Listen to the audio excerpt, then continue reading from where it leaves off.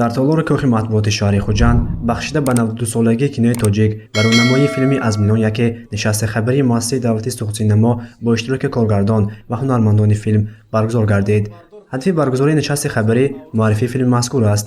«Аз миллион яке» аввалин филме мебошад ки муассисаи давлати суқутсинамо дар зиёда аз 8 давлат ба намор гирифтааст ва он дар муддати 3 сол омода шудааст. یعنی در نخست نمایش این فیلم با زبان اصلی تهیه فیلم که روسی است برگزار می شود و بعدا دیگر روزها در تاجیکستان مثلا هم به زبان روسی هم به زبان تاجیکی نخست نمایش می شود. در ازبکستان هم همین که در شهر تاشکند یک قسمت با زبان روسی و در تمام دیگر کینوتئاترها و گوشه کنار ازبکستان با زبان خوب ازبکی به نمایش گذاشته شد. من فکر میکنم این یک دستاورد است، دستاوردی تمام سینماگران تاجیک است که ما خیلی آرزو داشتیم که فیلم های ما رو نه تنها در تاجیکستان، هنرمندان ما رو نه تنها در تاجیکستان بلکه بیرون از آن هم بینن، شناسن، دوست دارد، مخلصی کنند.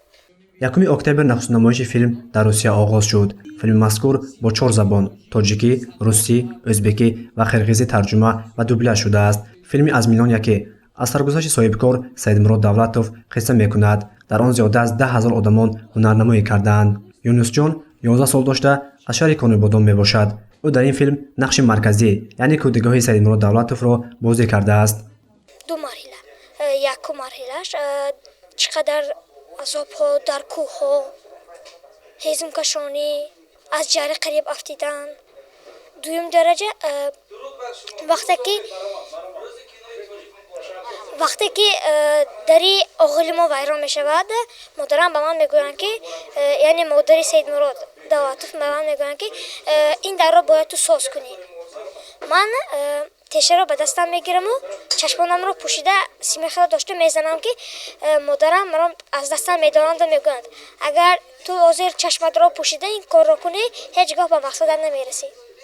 аз соли 2017 кори филм мазкур оғоз шуда зиёда аз 4 моҳ дар Осиё, Аврупо ва Амрико бо иштироки ҳунармандони Осиёи марказӣ ва Русия навробардорӣ шудааст. аз 16 то 3 октябр дар толорҳои синемо ва қасрҳои фарҳанги шаҳру ноҳияҳои кишвар намоиш дода мешавад. паёми филм ба бинанда ин аст ки инсон ҳеҷ гоҳ набояд аз мушкилоти зиндагӣ афсурда ва ноумед шавад, балки бо ҷаҳду талош мушкилотро ҳал карда ба ҳадафи асосии худ берасад. География этого фильма, она очень большая.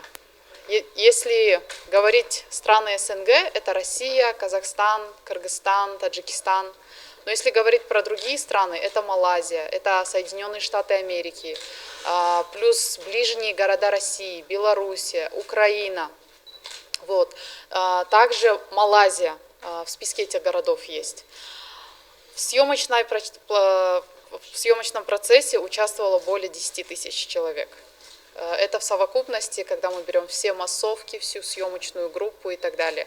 Ну и плюс постпродакшн, он у нас был, как сказать, не в типичном смысле, потому что звук у нас делался в Казахстане, монтаж делался в России, композиторы работали в Узбекистане, и это все проходило в режиме онлайн.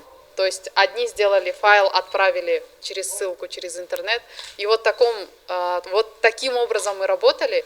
И поэтому я считаю, что эта картина, она полностью, ее можно назвать международной. бегоҳи сани 16 октябр дар толори қасри ҷавонони ба номи Лоиқ Шаралӣ филми «Аз миллион яке» намоиш дода шуд ки тамошобинони асосии он ба ҷуз асокинон, ҳунармандон ва дӯстдорони филми тоҷик буданд. гузориши Насибҷон Абиев, Мафтуна Шукурова ва Наимҷон Аюбов барои барномаи иттилоотии Хабар.